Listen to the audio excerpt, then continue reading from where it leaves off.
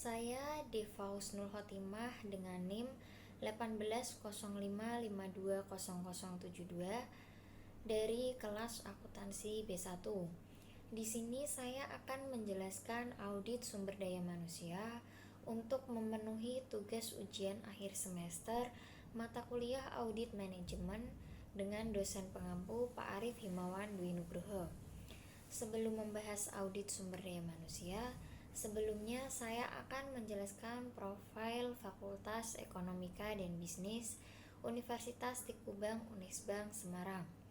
Fakultas Ekonomika dan Bisnis atau FEB adalah salah satu fakultas di Universitas Tikubang Unisbank Semarang. Fakultas Ekonomika dan Bisnis ini sudah memiliki banyak prestasi. Fakultas Ekonomika dan Bisnis Unisbank sudah terpercaya dan memiliki keunggulan kompetitif berbasis keuangan, berjiwa kewirausahaan, dan menguasai teknologi informasi dan komunikasi. Program studi pada Fakultas Ekonomika dan Bisnis Universitas Tikubang Semarang adalah yang pertama akuntansi, kemudian manajemen, dan ada keuangan perbankan, dan ada profesi akuntansi. Yang pertama, di sini saya akan menjelaskan tentang audit sumber daya manusia. Audit sumber daya manusia merupakan penilaian dan analisis yang komprehensif terhadap program-program sumber daya manusia. Audit sumber daya manusia menekankan pada penilaian atau evaluasi terhadap berbagai program atau aktivitas dari sumber daya manusia yang terjadi pada perusahaan dalam rangka memastikan apakah aktivitas tersebut telah berjalan secara ekonomis, efisien, dan efektif dalam mencapai tujuannya, serta memberikan rekomendasi perbaikan atas berbagai kekurangan yang masih terjadi pada aktivitas atau program sumber daya manusia yang diaudit untuk meningkatkan kinerja dari program atau aktivitas sumber daya manusia. Mengingat begitu pentingnya peran fungsi sumber daya manusia terhadap keberhasilan perusahaan, maka perlu dilakukan penilaian untuk memastikan apakah fungsi ini telah memberikan kontribusi terbaiknya terhadap perusahaan. Di sini meliputi yang pertama, terpenuhinya sumber daya manusia yang memenuhi kualifikasi perusahaan. Yang kedua, proses sumber daya manusia telah berjalan dengan baik, wajar, dan objektif. Yang ketiga, pemberdayaan sumber daya manusia menjadi bagian utama dalam pengelolaan sumber daya manusia. Yang keempat, menjadikan kepuasan kerja karyawan sebagai bagian dari keberhasilan perusahaan. Dan yang kelima, sederet permasalahan lain yang berhubungan dengan sumber daya manusia untuk memastikan bahwa fungsi sumber daya manusia tersebut telah berjalan dan mampu memberikan kontribusi dengan baik dalam pencapaian keberhasilan perusahaan. Harus dilakukan penilaian atau evaluasi terhadap pelaksanaan aktivitas atau program sumber daya tersebut.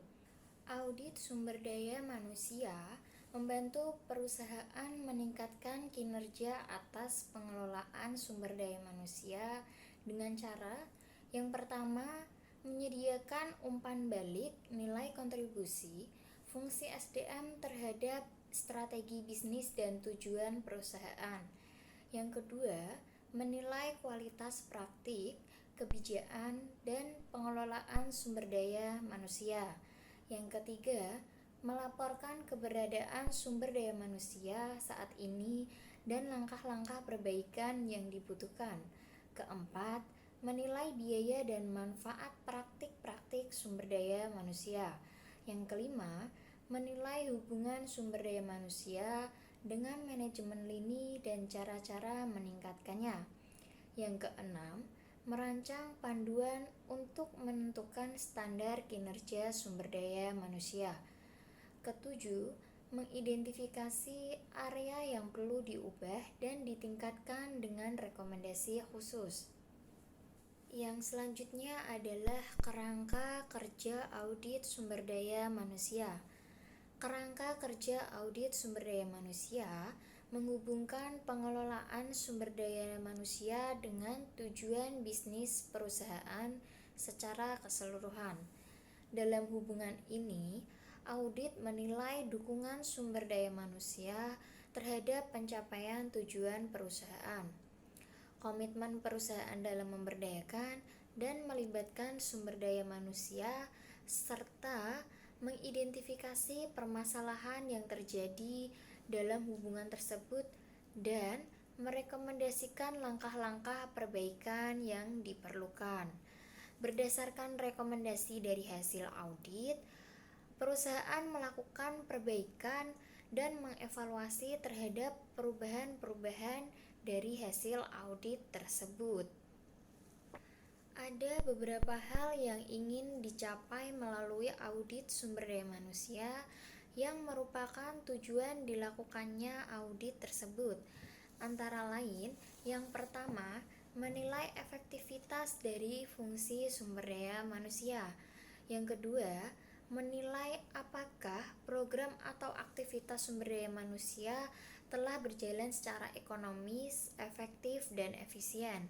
Yang ketiga, memastikan ketaatan dari berbagai program atau aktivitas sumber daya manusia terhadap ketentuan hukum, peraturan, dan kebijakan yang berlaku di perusahaan. Keempat, mengidentifikasi berbagai hal yang masih dapat ditingkatkan terhadap aktivitas sumber daya manusia dalam menunjang kontribusinya terhadap perusahaan. Yang kelima, merumuskan beberapa langkah perbaikan yang tepat untuk meningkatkan ekonomisasi, efisiensi, dan efektivitas berbagai program atau aktivitas sumber daya manusia. Selanjutnya, kita akan membahas tentang manfaat audit sumber daya manusia. William B. Werter dan Kate Davis menyebutkan beberapa manfaat dari audit sumber daya manusia antara lain. Pertama, mengidentifikasi kontribusi dari Departemen Sumber Daya Manusia terhadap organisasi. Kedua, meningkatkan citra profesional Departemen Sumber Daya Manusia. Ketiga, mendorong tanggung jawab dan profesionalisme yang lebih tinggi karyawan Departemen Sumber Daya Manusia. Keempat, memperjelas tugas-tugas dan tanggung jawab Departemen Sumber Daya Manusia. Kelima, mendorong terjadinya keragaman dan kebijakan praktik-praktik sumber daya manusia. Keenam, menemukan masalah-masalah kritis dalam bidang sumber daya manusia.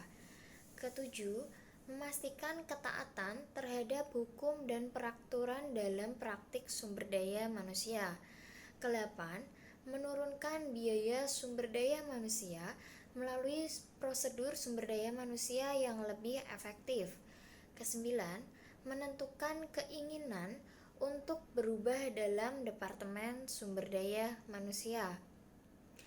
Dan yang terakhir, ke-10, memberikan evaluasi atau perbaikan yang cermat terhadap sistem informasi sumber daya manusia. Kemudian kita akan membahas tentang pendekatan audit sumber daya manusia. Ada 3 pendekatan audit yang digunakan secara umum dalam audit sumber daya manusia. Yang pertama, menentukan ketaatan pada hukum dan berbagai peraturan yang berlaku. Yang kedua, mengukur kesesuaian program dengan tujuan organisasi. Ketiga, menilai kinerja program. Yang pertama, kita akan membahas tentang menentukan ketaatan pada hukum dan peraturan yang berlaku. Audit menekankan penilaian bagaimana perusahaan menetapkan berbagai aturan dan kebijakan yang secara internal berlaku di perusahaan. Apakah telah sesuai dengan aturan dan hukum yang sudah ditetapkan oleh pemerintah sebagai pemegang otoritas dan apakah setiap komponen dalam organisasi menjalankan aktivitasnya sesuai dengan aturan dan kebijakan yang sudah berlaku. Berbagai aturan telah dikeluarkan pemerintah berkaitan dengan ketenagakerjaan seperti Undang-Undang Nomor 13 Tahun 2003 tentang Ketenagakerjaan dan berbagai peraturan lain yang merupakan penjabaran dari undang-undang tersebut. Perusahaan harus mampu membuat berbagai kebijakan dan peraturan yang secara internal diterapkan pada perusahaan tersebut dengan tetap mentaati peraturan yang ditetapkan oleh pemerintah. Mengukur kesesuaian program dengan tujuan organisasi. Manajemen sebagai pengendali ini dituntut untuk mampu mengarahkan program-programnya pada berbagai aktivitas yang dapat meningkatkan produktivitas karyawan sesuai dengan kebutuhan perusahaan. Keselarasan tujuan Departemen Sumber Daya Manusia mulai dari tujuan para karyawannya sampai tujuan berbagai program yang ditetapkan pada departemen ini dengan tujuan perusahaan secara menyeluruh. Perusahaan harus secara periodik melakukan perbaikan terhadap program-program dalam proses sumber daya manusianya untuk menilai apakah program-program yang telah ditetapkan sesuai dengan atau mendukung tujuan perusahaan secara keseluruhan. Oleh karena itu, penilaian terhadap kesesuaian dan dukungan sumber daya manusia terhadap strategi pencapaian tujuan perusahaan menjadi sorotan yang penting dalam audit sumber daya manusia. Pendekatan yang ketiga yaitu mengukur kinerja program. Mengukur kinerja program berarti menghubungkan aktivitas aktual program sumber daya manusia yang diaudit dengan ukuran-ukuran keberhasilan yang telah ditetapkan sebelumnya. Untuk mencapai tujuannya, fungsi sumber daya manusia menetapkan berbagai program atau aktivitas sesuai implementasi rencana yang telah ditetapkan. Audit sumber daya manusia melakukan evaluasi secara komprehensif terhadap kinerja program yang telah dilaksanakan pada perusahaan. Penilaian ditekankan pada ekonomisasi, efisiensi, dan efektivitas program dalam mencapai tujuan. Dari hasil audit tersebut akan diketahui apakah beberapa program masih mungkin untuk ditingkatkan kinerjanya atau memang program tersebut belum berjalan secara maksimal karena dihadapkan pada suatu kondisi di luar kemampuan manajemen untuk mengendalikannya atau uncontrollable, dan bagaimana tindak lanjut atau rencana perbaikan yang mungkin akan dilakukan untuk memperbaiki kekurangan yang masih terjadi pada program sumber daya manusia tersebut. Secara umum, langkah-langkah yang digunakan pada audit sumber daya manusia yang pertama adalah audit pendahuluan. Yang kedua, review terhadap sistem pengendalian manajemen. Dan yang ketiga adalah audit lanjutan. Yang keempat, pelaporan. Dan yang terakhir adalah tindak lanjut. Yang pertama, kita akan membahas langkah-langkah audit yaitu audit pendahuluan. Pada tahap ini, auditor menekankan auditnya pada pencarian informasi terhadap latar belakang dan gambaran umum pada program atau aktivitas sumber daya manusia yang diaudit. Tujuan audit dalam audit sumber daya manusia harus dirumuskan terlebih dahulu dan memerlukan suatu survei awal untuk memahami kondisi yang terjadi berkaitan dengan program yang diaudit serta masih memerlukan perbaikan untuk mendukung keberhasilan perusahaan di masa depan. Ketepatan perumusan tujuan audit ini sangat memerlukan keberhasilan audit untuk mencapai tujuannya. Tujuan audit terdiri atas 3 elemen, yaitu yang pertama kriteria, yang kedua adalah penyebab, dan yang ketiga adalah akibat. Kita membahas tentang penyebab atau cause. Penyebab merupakan pelaksanaan sumber daya manusia dalam organisasi yang menyebabkan terjadinya kondisi sumber daya manusia yang ada saat ini. Penyebab yang bersifat positif, di mana aktivitas yang terjadi sangat mendukung tercapainya tujuan serta manfaat dari program yang telah dilaksanakan. Penyebab yang bersifat negatif, di mana aktivitas yang terjadi menyebabkan tidak tercapainya tujuan organisasi dari program yang dilaksanakan atau bahkan perusahaan mengalami kerugian finansial dan non-finansial. Yang selanjutnya, kita akan membahas kriteria. Kriteria merupakan norma atau standar yang menjadi pedoman bagi setiap individu atau kelompok dalam bertindak. Kriteria dapat berupa hal-hal berikut. Yang pertama, rencana sumber daya manusia. Kedua, berbagai kebijakan dan peraturan tentang sumber daya manusia. Ketiga, tujuan dari program sumber daya manusia. Keempat, standar operating prosedur atau SOP yang dimiliki perusahaan. Kelima, rencana pelatihan dan pengembangan karyawan. Keenam, standar evaluasi yang telah ditetapkan perusahaan. Ketujuh, peraturan pemerintah.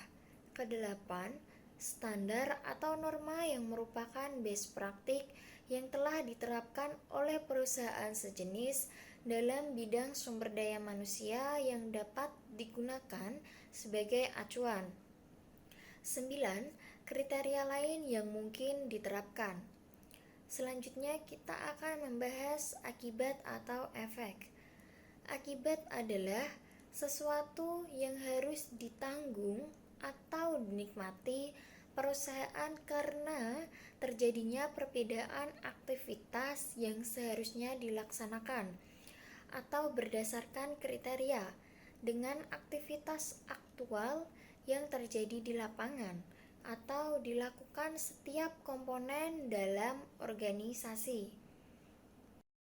Langkah-langkah audit yang kedua adalah review terhadap sistem pengendalian manajemen. Sistem pengendalian manajemen yang dimiliki oleh perusahaan menjadi pedoman yang digunakan oleh para manajer dan supervisor dalam mengendalikan proses yang berjalan, agar tidak keluar dari ketentuan yang sudah ditetapkan. Beberapa hal yang berhubungan dengan sistem pengendalian manajemen yang harus diperhatikan auditor dalam audit sumber daya manusia antara lain, yang pertama, tujuan dari program atau aktivitas sumber daya manusia harus dinyatakan dengan jelas dan tegas. Kedua, kualitas dan kuantitas SDM yang melaksanakan program atau aktivitas kualifikasi dari sumber daya manusia yang terlibat menjadi sasaran dari program sumber daya manusia yang dilaksanakan. Ketiga, anggaran program. Keempat, pedoman atau metode kerja persyaratan kualifikasi. Kelima, spesifikasi dan deskripsi pekerjaan. Keenam, standar atau ukuran kinerja program. Berdasarkan hasil review ini, auditor dapat mengambil keputusan apakah audit dapat dilanjutkan atau tidak. mengingat ketersediaan data yang dibutuhkan dan kebebasan dalam melakukan audit. Langkah yang ketiga adalah audit lanjutan. Dari temuan yang diperoleh, auditor meringkas dan melakukan pengelompokan terhadap temuan tersebut ke dalam kelompok kondisi, kriteria, akibat, dan penyebab. Berkaitan dengan hal ini, auditor harus mengembangkan temuan secara cermat, sehingga dapat diketahui adanya penyimpangan yang terjadi. Apa penyebab dari persimpangan tersebut? Apa akibat yang harus ditanggung perusahaan terhadap penyimpangan tersebut? Kemudian, auditor harus menyusun suatu rekomendasi untuk memperbaiki penyimpangan yang terjadi agar tidak terulang lagi di masa yang akan datang. Langkah keempat adalah pelaporan. Laporan harus disajikan dalam bahasa yang mudah dipahami. Laporan audit harus memuat tentang informasi latar belakang, kesimpulan audit, dan disertai dengan temuan audit sebagai bukti pendukung kesimpulan tersebut. Dalam laporan juga harus disajikan rekomendasi yang diusulkan oleh auditor sebagai alternatif perbaikan. Langkah yang terakhir adalah tindak lanjut. Tindak lanjut merupakan implementasi dari rekomendasi yang telah disajikan auditor. Manajemen dan auditor harus sepakat dan secara bersama-sama dalam melaksanakan tindak lanjut perbaikan tersebut. Selanjutnya, kita akan membahas ruang lingkup sumber daya manusia. Pelaksanaan audit sumber daya manusia pada dasarnya adalah untuk memastikan apakah kebutuhan potensial sumber daya manusia bagi perusahaan, baik kuantitas maupun kualitas, telah terpenuhi secara ekonomis, efisien, dan efektif. Kebutuhan sumber daya manusia menyangkut besarnya kapasitas sumber daya manusia yang harus terpenuhi dalam operasional perusahaan. Sumber daya manusia harus dikelola sebagaimana halnya aset yang dimiliki oleh perusahaan. Oleh karena itu, audit sumber daya manusia mengevaluasi program yang sudah terjadi secara komprehensif. Maka, ruang lingkup audit adalah seluruh proses sumber daya manusia. Dengan demikian, pola pikir pemberdayaan karyawan harus menjadi dasar dalam pengelolaan sumber daya manusia. Ruang lingkup audit sumber daya manusia dibagi ke dalam 3 kelompok, yaitu yang pertama, rekrutmen atau perolehan sumber daya manusia, dimulai dari awal proses perencanaan kebutuhan sumber daya manusia hingga proses seleksi dan penempatan. Kedua, pengelolaan atau pemberdayaan sumber daya manusia meliputi semua aktivitas pengelolaan sumber daya manusia setelah ada di perusahaan, mulai dari pelatihan dan pengembangan sampai dengan penilaian kerja karyawan. Yang ketiga, pemutusan hubungan pekerjaan atau PHK karena mengundurkan diri maupun pemecatan akibat pelanggaran aturan yang sudah ditetapkan oleh perusahaan. Selanjutnya, kita membahas program kerja audit. Program kerja audit atau cukup disebut sebagai program audit merupakan rencana dan langkah kerja yang harus diikuti oleh auditor dalam melaksanakan tugas audit berdasarkan tujuan dan tujuan audit yang telah ditetapkan. Program kerja audit ini memuat beberapa pertanyaan dan langkah kerja untuk memperoleh temuan audit sesuai dengan tahapan-tahapan audit. Pada bagian ini diuraikan program audit secara umum untuk keseluruhan proses sumber daya manusia, mulai dari penerimaan karyawan sampai dengan pemutusan hubungan kerja atau PHK. Selanjutnya, kita akan membahas audit atas perolehan sumber daya manusia. Yang pertama, perencanaan sumber daya manusia.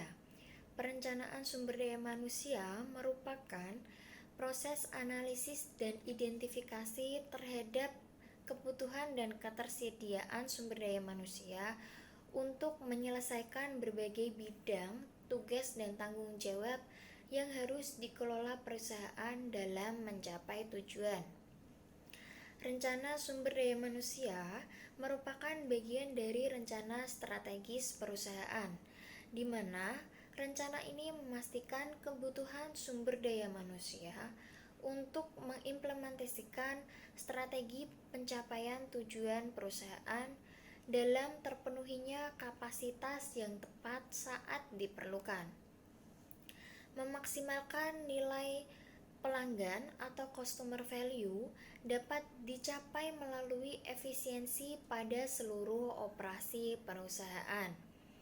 Hasil dari analisis pekerjaan ini adalah perusahaan memiliki uraian pekerjaan, spesifikasi pekerjaan, dan standar kinerja yang baru sesuai dengan strategi pencapaian tujuan perusahaan. Penilaian akan memberikan informasi kepada perencanaan tentang yang pertama, pekerjaan yang ada saat ini, yang kedua, berapa banyak sumber daya manusia yang terlibat pada setiap tugasnya, yang ketiga, seberapa pentingnya tugas tersebut dalam mencapai tujuan perusahaan, keempat, pekerjaan mana yang membutuhkan penerapan strategi organisasi, yang kelima, apa saja karakteristik dari pekerjaan yang diharapkan. Beberapa faktor yang mempengaruhi penawaran tenaga kerja yang harus diperhatikan dalam perencanaan sumber daya manusia, yaitu pertama, pengaruh pemerintah, kedua, kondisi perekonomian, ketiga, kondisi persaingan dan posisi perusahaan di pasar, keempat, komposisi tenaga kerja dan pola kerja.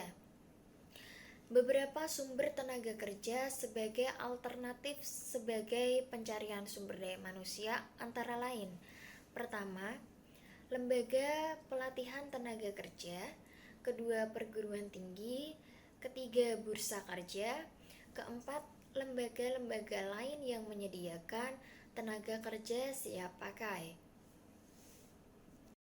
Beberapa tujuan yang ingin dicapai melalui perencanaan sumber daya manusia menunjukkan fungsi komitmen sumber daya manusia dalam pencapaian tujuan perusahaan secara keseluruhan melalui: pertama, penentuan kuantitas dan kualitas sumber daya manusia yang akan mengisi semua formasi dalam perusahaan.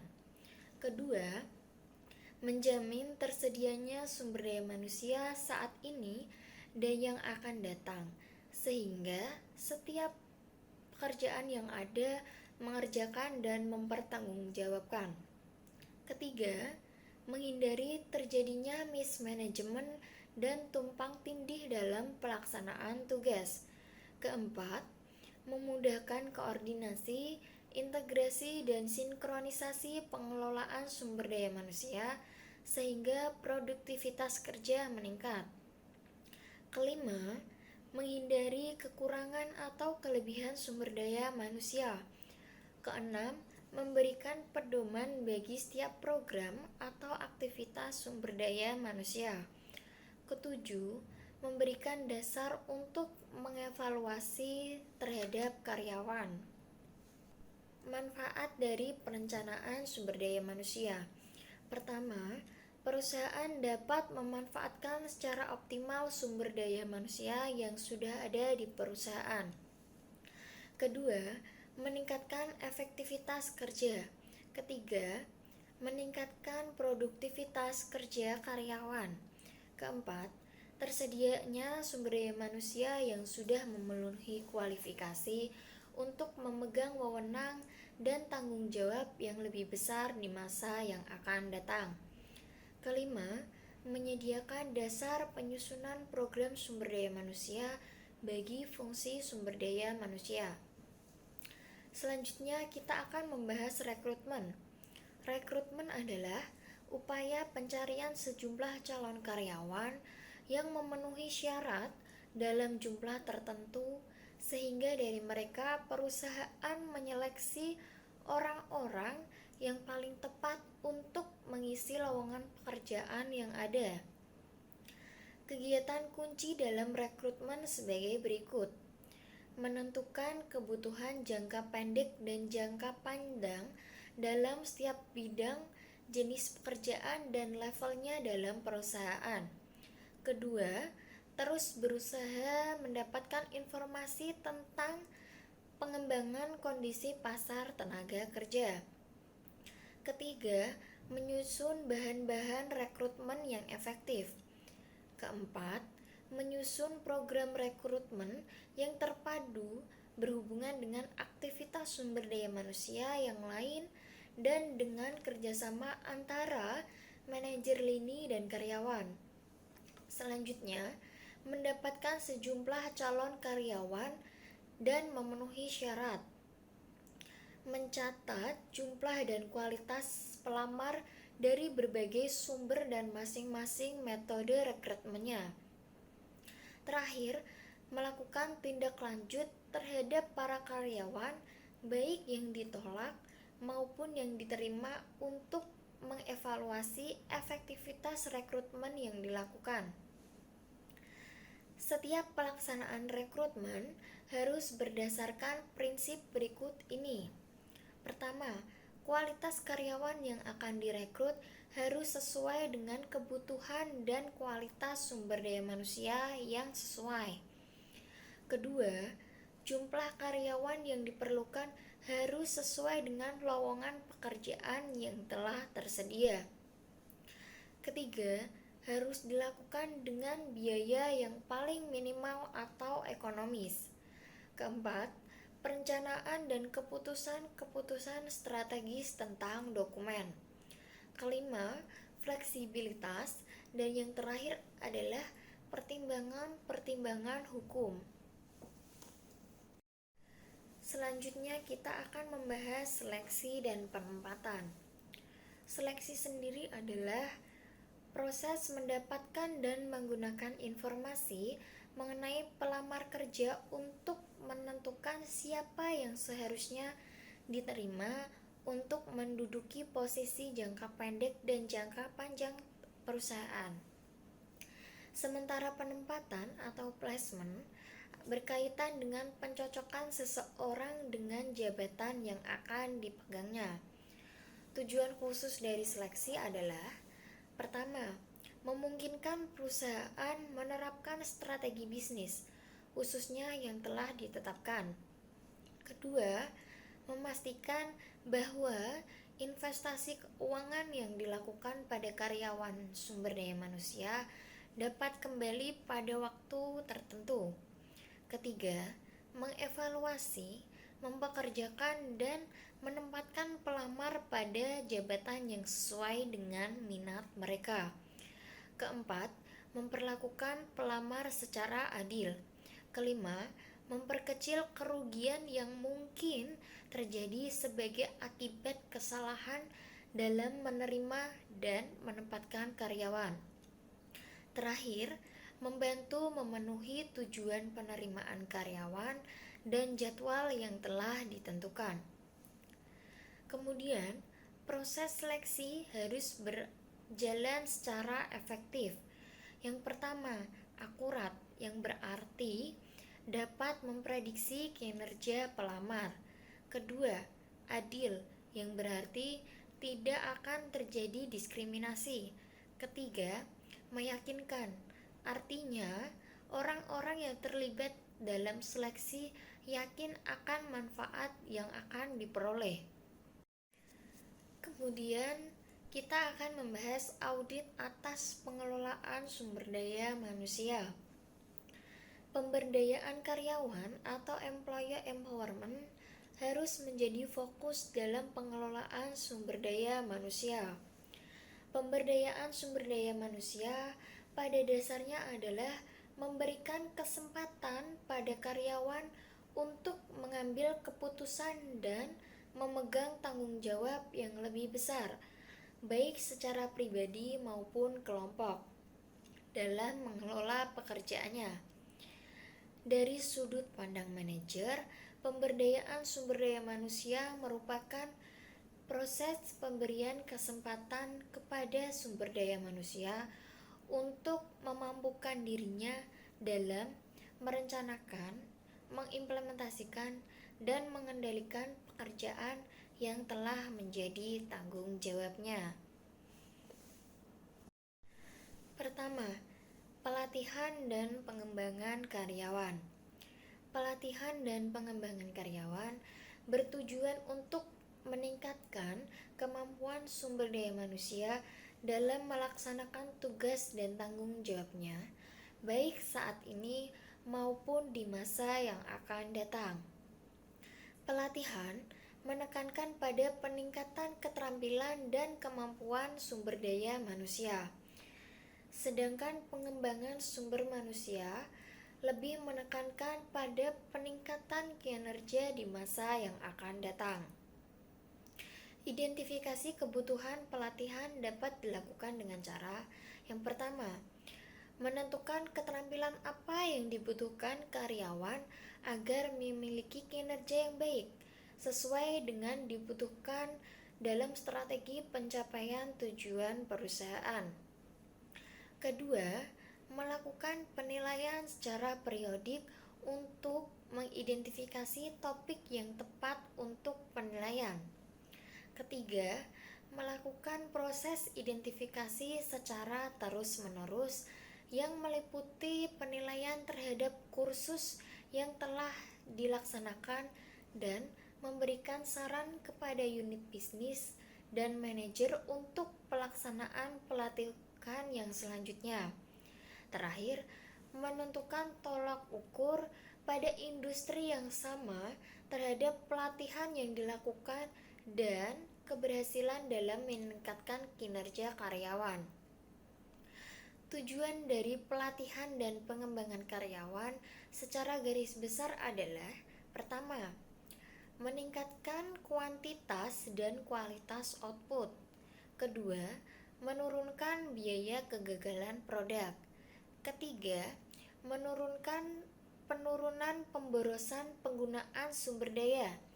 Keempat, menurunkan kecelakaan kerja. Kelima, menurunkan perputaran karyawan, tingkat absensi, dan meningkatkan kepuasan kerja karyawan. Yang terakhir, mencegah adanya rasa antipasti atau anti priori karyawan. Yang kedua, perencanaan dan pengembangan karir. Karir adalah seluruh pekerjaan yang dimiliki atau dilakukan setiap individu selama masa hidupnya. Tujuan karir adalah posisi di masa depan yang ingin dicapai oleh individu dalam pekerjaannya. Pengembangan karir seorang karyawan menunjukkan semakin meningkatnya kemampuan karyawan tersebut dalam memegang tugas, wewenang, dan tanggung jawab yang lebih besar dalam pekerjaan. Hasil suatu penelitian menyimpulkan bahwa kebutuhan karyawan dalam perencanaan dan pengembangan karir meliputi hal-hal berikut ini. Yang pertama, persamaan karir. Kedua, kepedulian atasan. Ketiga, kesadaran akan adanya kesempatan. Keempat, minat karyawan. Dan yang terakhir adalah kepuasan karir. Program perencanaan dan pengembangan karir harus memperhatikan 3 kepentingan pokok agar program ini dapat berjalan secara efektif. Ketiga hal tersebut adalah: pertama, perencanaan dan pengembangan karir harus terintegrasi dengan perencanaan sumber daya manusia. Kedua, perencanaan dan pengembangan karir harus diikuti dengan evaluasi yang memadai. Ketiga, kebutuhan karyawan. Tanpa umpan balik karyawan, akan sulit mengetahui prestasi atau kekurangan atas pekerjaan yang dilakukan. Umpan balik dapat menjadi informasi untuk pertama, meyakinkan karyawan bahwa mereka masih berharga dan akan dipertimbangkan untuk promosi di masa yang akan datang apabila memenuhi kualifikasi yang dibutuhkan perusahaan. Kedua, menjelaskan mengapa seseorang karyawan tidak terpilih untuk menduduki jabatan tertentu. Ketiga, mengidentifikasi tindakan khusus yang sebaiknya dilakukan dalam rangka perencanaan dan pengembangan karir. Yang ketiga adalah penilaian kerja. Penilaian kerja karyawan pada dasarnya adalah menghubungkan kinerja karyawan dalam melaksanakan tugas dan tanggung jawab dengan standar atau ukuran keberhasilan yang telah ditetapkan sebelumnya untuk tugas dan tanggung jawab tersebut. Penilaian kinerja yang berorientasi di masa depan memiliki beberapa tujuan penting seperti berikut ini. Pertama, membantu tiap karyawan untuk semakin memahami tentang peran dan fungsinya di dalam perusahaan. Kedua, membantu karyawan mengerti kekuatan dan kelemahannya yang dikaitkan dengan peran dan fungsinya dalam perusahaan. Ketiga, meningkatkan rasa kebersamaan antara masing-masing karyawan dengan supervisor sehingga tiap karyawan memiliki motivasi kerja yang tinggi dalam memberikan kontribusi pada perusahaan. Keempat, membantu mempersiapkan karyawan untuk memegang pekerjaan pada jenjang yang lebih tinggi dengan cara terus-menerus meningkatkan perilaku dan kualitas bagi posisi yang lebih tinggi. Kelima, menyediakan data karyawan secara berkala untuk pengambilan keputusan di bidang sumber daya manusia. Kompensasi dan balas jasa. Kompensasi adalah sesuatu yang diterima karyawan sebagai pengganti atau imbalan atas kontribusi yang telah diberikan karyawan terhadap perusahaan. Secara umum, tujuan dari manajemen kompensasi adalah untuk membantu perusahaan mencapai tujuannya dan menjamin tercapainya keadilan internal dan eksternal. Tujuan dari pemberian upah dan gaji adalah sebagai berikut. Pertama, menjalin ikatan kerja yang formal antara perusahaan dan karyawan. Kedua, mencapai kepuasan kerja karyawan. Ketiga, merekrut karyawan yang berkualitas. Keempat, meningkatkan motivasi kerja karyawan. Kelima, meningkatkan stabilitas karyawan. Keenam, meningkatkan disiplin karyawan. Ketujuh, mencegah masuknya pengaruh serikat pekerja ke dalam perusahaan. Dan yang terakhir, menghindari intervensi pemerintah. Selanjutnya, keselamatan dan kesehatan kerja. Keselamatan dan kesehatan kerja mengacu pada kondisi fisiologis, fisik, dan psikologis karyawan yang diakibatkan oleh lingkungan dan fasilitas kerja yang disediakan perusahaan. Gangguan keselamatan dan kesehatan kerja dapat berupa pertama, kecelakaan kerja, kedua, penyakit yang diakibatkan oleh pekerjaan, ketiga, kehidupan kerja yang berkualitas rendah, keempat, stres pekerjaan, dan yang terakhir adalah kelelahan bekerja. Gangguan-gangguan di atas selain menyebabkan tidak tercapainya target produk dan layanan demi memenuhi kepuasan pelanggan, juga membuat perusahaan harus menanggung biaya yang tidak sedikit jumlahnya. Program keselamatan dan kesehatan kerja sebagai suatu strategi untuk perusahaan meningkatkan kualitas kerja. Program-program tersebut dapat meliputi kegiatan-kegiatan berikut ini. Pertama, pemantauan tingkat keselamatan dan kesehatan kerja yang bertujuan untuk menilai efektivitas program keselamatan dan kesehatan kerja yang ditetapkan perusahaan dalam menekan kecelakaan dan berbagai permasalahan keselamatan dan kesehatan kerja lainnya. Kedua, mengendalikan stres dan kelelahan kerja. Berbagai tekanan yang dihadapi dalam menyelesaikan pekerjaan, hubungan kerja yang tidak harmonis, dan tidak terpenuhinya kebutuhan karyawan biasanya langsung berpengaruh terhadap kepuasan kerja karyawan. Ketiga, mengembangkan kebijakan kesehatan kerja. Jika perusahaan semakin menyadari bahwa program keselamatan dan kesehatan karyawan secara terintegrasi dapat meningkatkan kinerja karyawan dan program perusahaan secara keseluruhan, maka semakin tinggi tingkat kepedulian perusahaan terhadap program tersebut. Keempat, menciptakan program kebugaran. Hal ini menjadi dasar dari semakin pedulinya perusahaan dalam menjaga kesehatan karyawannya. Keenam, kepuasan kerja karyawan. Setiap individu memiliki tingkat kepuasan yang berbeda-beda, sesuai dengan sistem nilai yang berlaku pada dirinya sendiri. Semakin tinggi penilaian terhadap kegiatan dirasakan sesuai dengan keinginan individu, maka semakin tinggi pula kepuasannya terhadap kegiatan tersebut.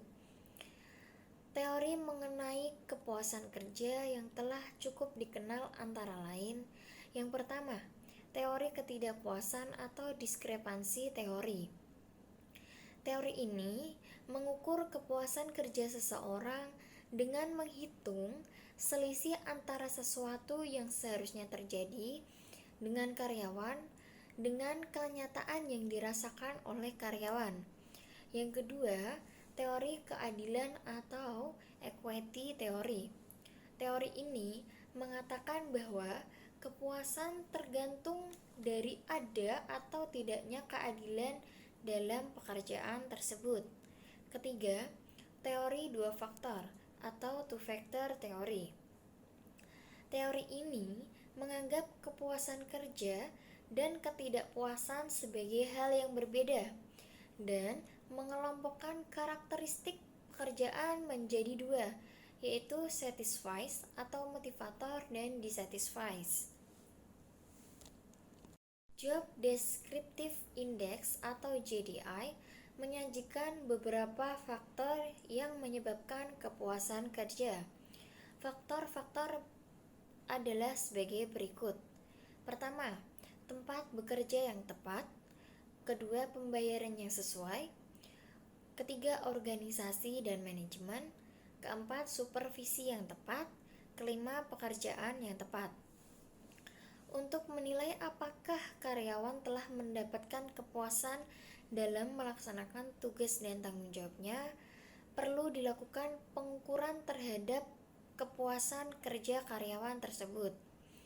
Di samping itu, pengukuran kepuasan kerja karyawan juga bermanfaat untuk memetakan faktor-faktor yang menjadi penyebab ketidakpuasan karyawan dalam melaksanakan pekerjaannya. Selanjutnya, kita akan membahas audit atas pengurangan sumber daya manusia. Pengurangan tenaga kerja merupakan keputusan yang tidak bisa berdiri sendiri.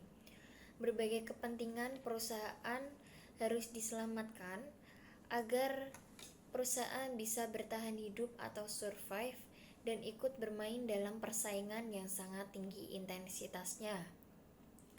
Namun, yang lebih penting untuk diperhatikan adalah perlindungan terhadap hak-hak karyawan yang termasuk dalam program pengurangan tersebut, karena membawa dampak finansial yang sangat besar pada perusahaan karena adanya keharusan untuk membayar pesangon.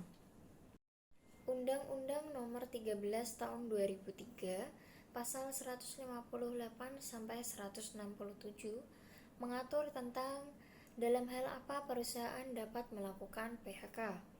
Beberapa alasan perusahaan melakukan PHK sebagai berikut. Pertama, tenaga kerja melakukan pelanggaran berat seperti penipuan, pencurian, membocorkan rahasia perusahaan, dan sebagainya, setelah kesalahannya dapat dibuktikan. Kedua, tenaga kerja melakukan tindakan pidana dan dinyatakan bersalah oleh perusahaan.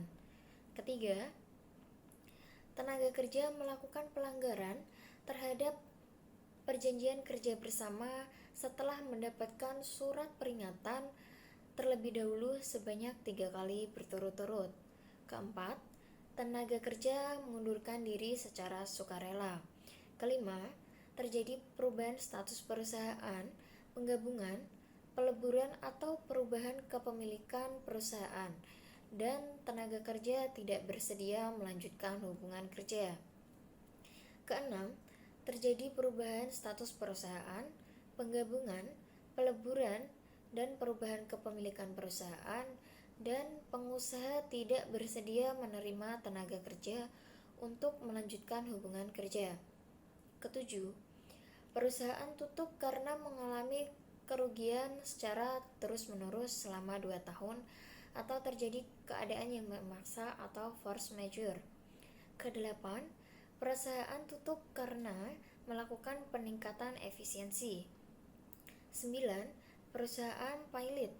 Ke-10, tenaga kerja memasuki masa pensiun.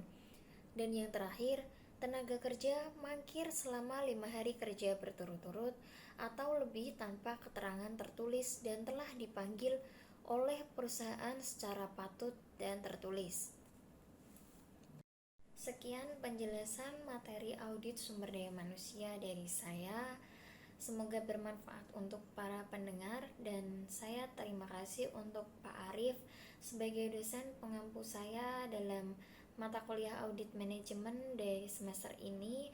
Saya mendapat banyak materi yang bermanfaat untuk diri saya sendiri dan pendengar di sini. Terima kasih. Mohon maaf jika ada kekurangan dan salah kata. Terima kasih.